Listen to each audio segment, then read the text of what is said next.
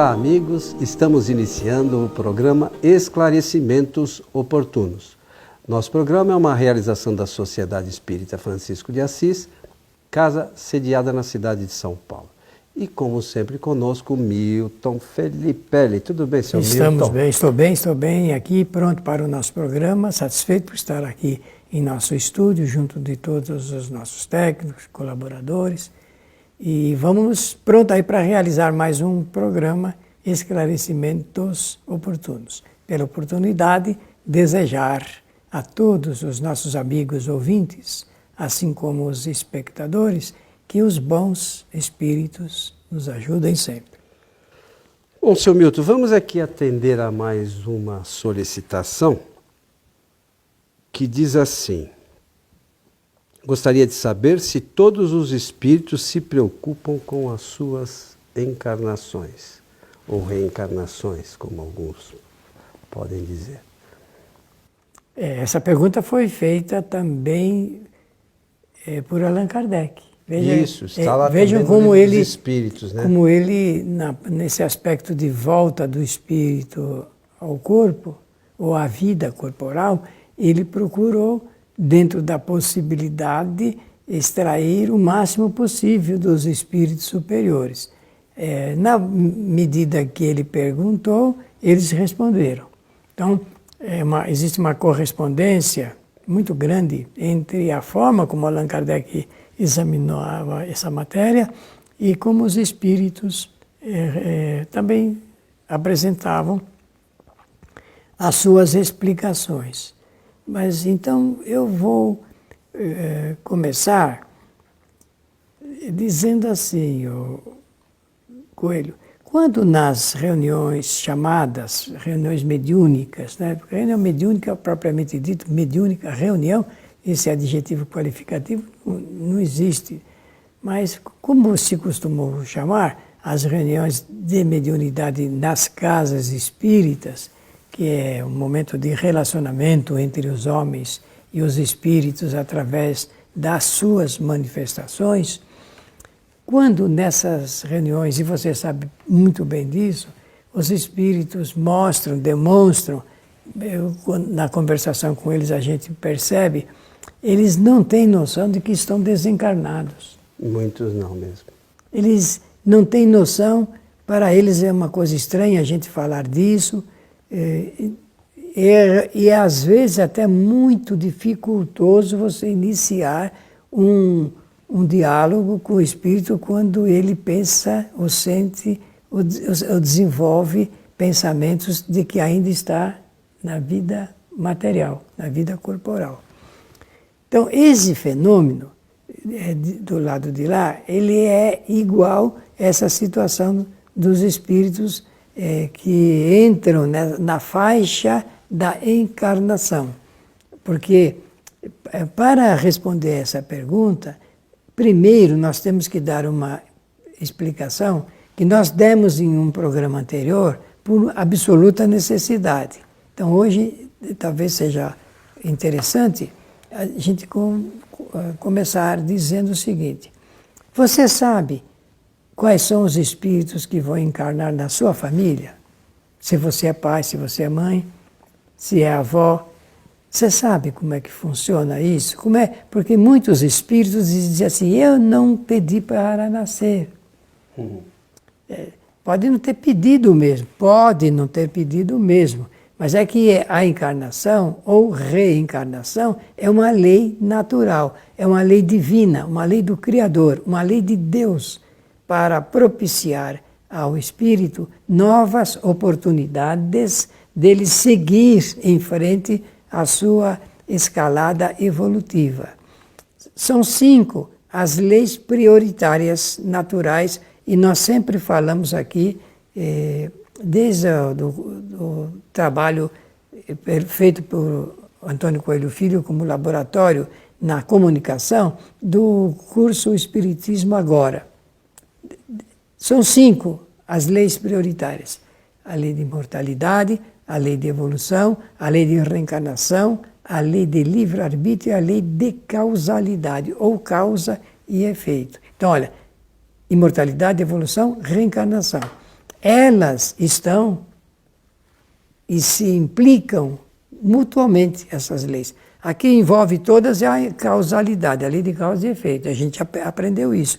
Então a reencarnação é uma lei natural, é uma lei natural. Se ela é natural, o seu acontecimento não é provocado, é naturalmente acontece. Mas essa palavra naturalmente que eu estou salientando aqui, ela tem uma ligação, um envolvimento forte com o aspecto do magnetismo. Os espíritos ficam ligados magneticamente e uns atraem outros. Mas como é que funciona isso? Funciona por causa dos relacionamentos de vidas anteriores. O relacionamento de vidas anteriores provoca essa atração magnética entre os espíritos. Se eles quiserem se separar, se destacar uns dos outros, não existe essa possibilidade porque estão atados pelas ocorrências morais do passado. Vejam como é importante o nosso relacionamento entre nós, seres humanos, para que a gente não promova muito esse sentido de ligações por pendências. Então, quando chega o momento da encarnação, para onde se encaminham os espíritos que devem reencarnar? Se encaminham justamente pela linha de atração magnética aos espíritos com os quais ele necessita solver essas pendências do passado. Quando a gente vê uma família reunida, a gente está vendo espíritos ligados magneticamente às linhas do seu passado encarnatório. Ah, mas aqui na nossa casa não tem nenhum problema. Não pode dizer isso, porque sempre existem pendências. E quanto mais pendências nós deixarmos para trás e aumentarmos, lá mais na frente nós teremos outra fonte de ligação por processos de atração magnética. É assim que o espírito é atraído para a família, para o grupo familiar ou o grupo social em que ele vai reencarnar. Mas todos sabem disso? Olha, agora, na resposta que Allan Kardec obteve a essa pergunta foi isso. Não, meu filho, nem todos. Tem alguns que são totalmente indiferentes em relação a isso. Muitos nem sabem o que é isso, que é essa atração magnética. A verdade é a seguinte: ele é atraído para o complexo. Ele é atraído. Por isso que muitos dizem, mas eu não pedi para nascer. É que ele é arrastado em decorrência às pendências do passado. Ele não pediu mesmo, porque não tem o departamento da reencarnação. Não existe isso, é uma fantasia no meio espírita. Ele não vai bater a porta ou ficar na fila esperando a sua vez. Não é assim. É por necessidades espirituais que os espíritos ficam galvanizados e atraídos para esse complexo da encarnação. Então, porque eu falei laconicamente, porque nós vamos ter que alguns comentários, conforme vocês vão observar, o Coelho tem alguns comentários a fazer. Mas então a resposta lacônica seria não, nem todos os espíritos sabem e vão reencarnar. É engraçado, Milton, que quando você conversa com os espíritos nas reuniões, muitos, como aqui a gente esquece do passado, eles retornam para a erraticidade e eles continuam se esquecendo do passado. Então, para eles não tem uma divisão muito clara da encarnação e da situação espiritual ainda.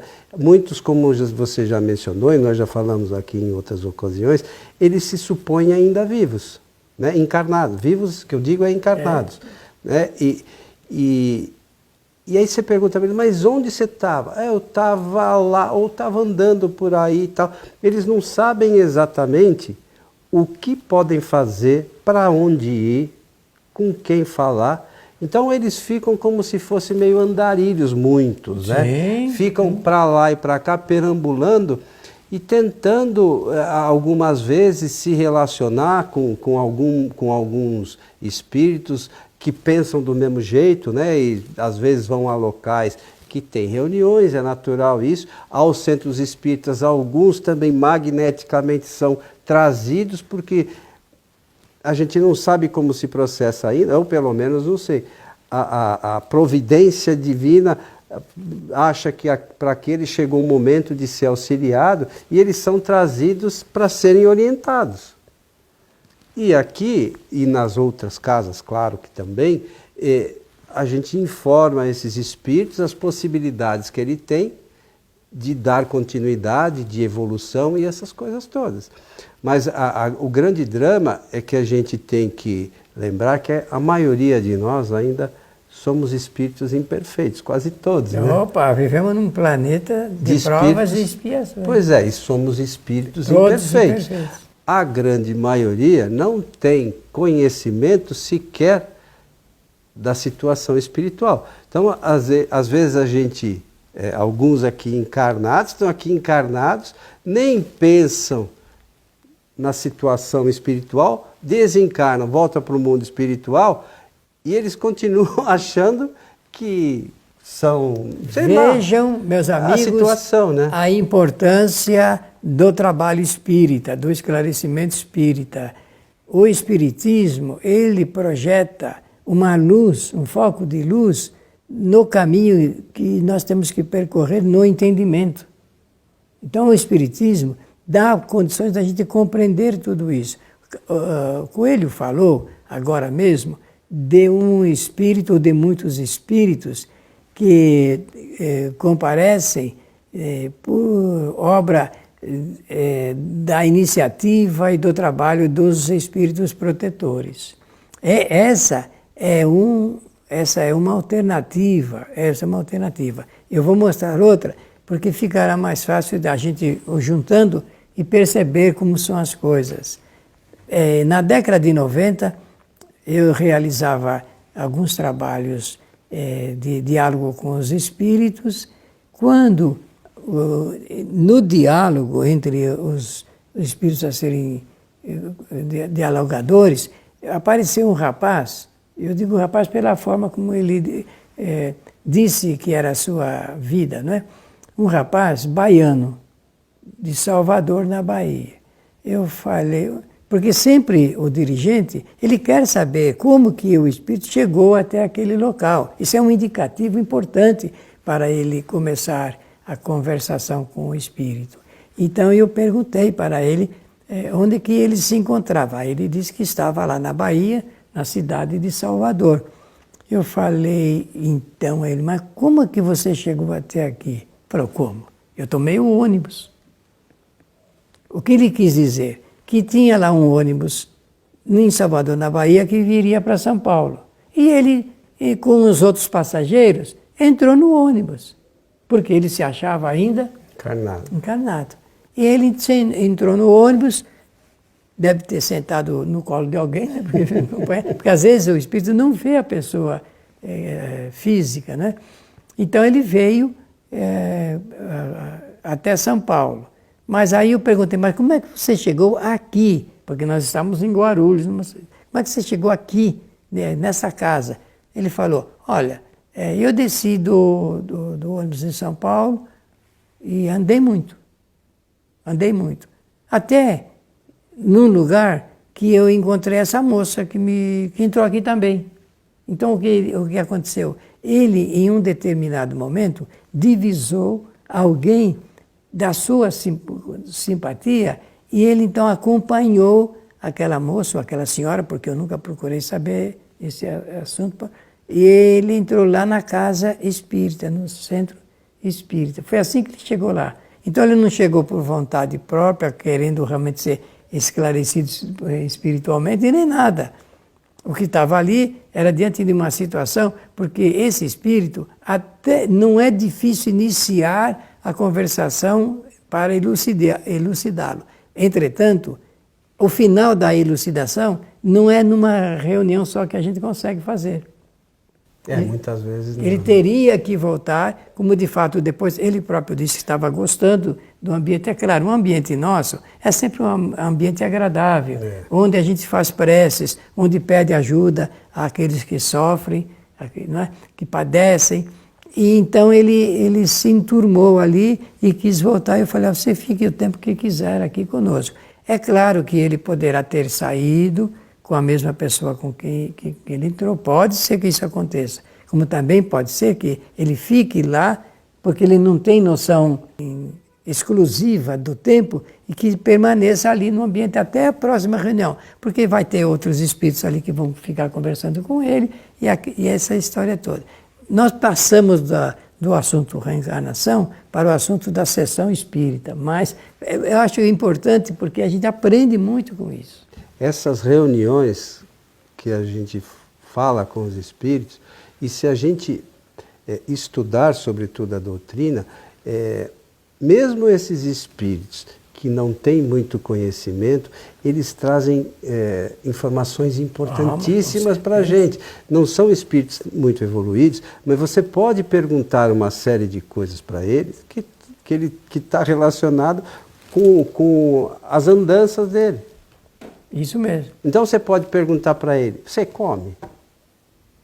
Perguntar qualquer coisa. Perguntar qualquer coisa para ele, eles te respondem. Claro que dentro da visão e do conhecimento deles. Então não adianta querer perguntar coisas sobre a doutrina espírita mesmo que eles não conhecem. Não tem ideia nenhuma. Não tem informação, mas coisas sobre o que a gente pode chamar de, para nós, né, de dia a dia, sobre as atividades dele, a gente pode perguntar. E ele vai trazer informações. Mas para isso é preciso que a gente saiba, né, o que pode perguntar, o que não pode, o limite de conhecimento desses espíritos, até porque eles, como você falou, eles entendem da questão relacionada à encarnação dependendo do conhecimento que eles têm. E com tudo, né? Com tudo, com tudo. Então, depende do grau de evolução do espírito.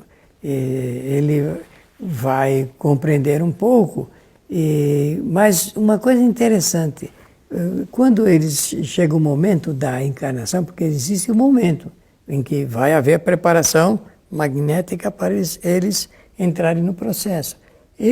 Nessa hora, espíritos amigos ajudam-no a fazer uma reflexão sobre si mesmos. E ele, naturalmente, pode projetar ideias sugestivas sobre as suas provas, e cuidado com as provas, porque elas podem se transformar em provações. As provações é o momento mais ácido, mais crítico, mais grave da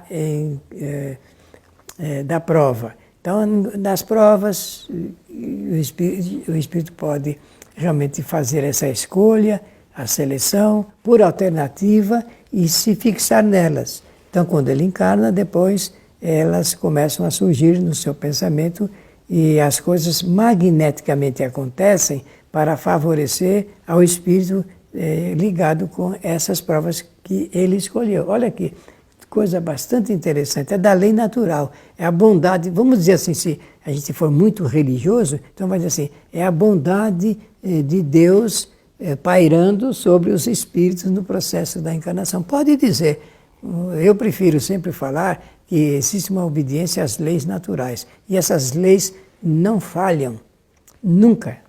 Essas leis não falham nunca. Elas atendem ao propósito magnânimo do Criador para que o espírito ele possa sempre sair vitorioso dessas empreitadas. Só que o que nós fazemos aqui na Terra, o nosso comportamento, a maneira como a gente vê a vida, pode favorecer ou pode trazer, pode piorar um pouco a nossa situação.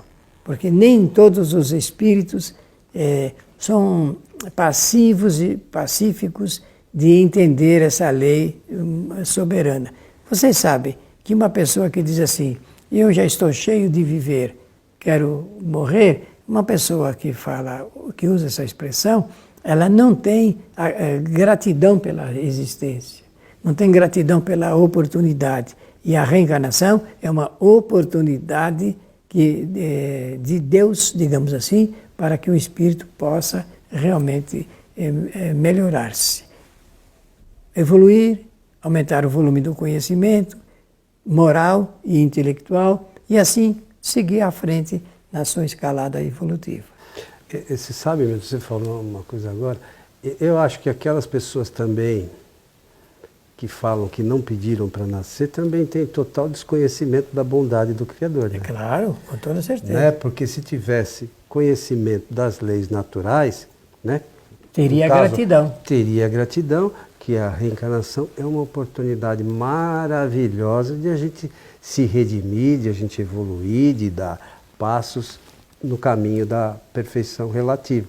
Então, é preciso que, às vezes a gente fala, não, porque a doutrina espírita é o futuro das religiões, é que traz essas informações, e essas informações são preciosas para a evolução dos espíritos. É verdade. Né? Então, à medida que a gente for tomando conhecimento e refletindo sobre os conhecimentos trazidos pela doutrina dos espíritos, a nossa vida vai se transformando. É simples assim, né? Na teoria é simples assim. Na teoria é simples assim. Claro que aqui encarnados dá um trabalho danado, mas se a gente parar e pensar, não é tão difícil. Sabe por quê? Porque só depende da gente, não depende de ninguém. Você tem razão, eu adoço plenamente isso. Mas, meu amigo Milton, estamos chegando ao final de mais um programa Esclarecimentos Oportunos. Pensamos que oportunamente esclarecemos a quem fez a pergunta a respeito da reencarnação. Desejar a todos que os bons espíritos nos ajudem sempre. E o Milton mencionou aqui no início que também essa pergunta está lá no Livro dos Espíritos, só lembrando, é a pergunta 331 do certo. Livro dos Espíritos, para quem quiser dar uma lidinha lá. É Isso sempre mesmo. importante fazer essa leitura, porque a gente grava um pouquinho mais, né? É muito mais importante para nós que simplesmente o que a gente está falando aqui. O importante da doutrina, inclusive, é checar se a gente está falando a verdade. É oportunidade para conferir. É né? isso aí, é isso aí. Então, a você que esteve conosco, o nosso abraço e esperamos a todos em nosso próximo programa. Até lá.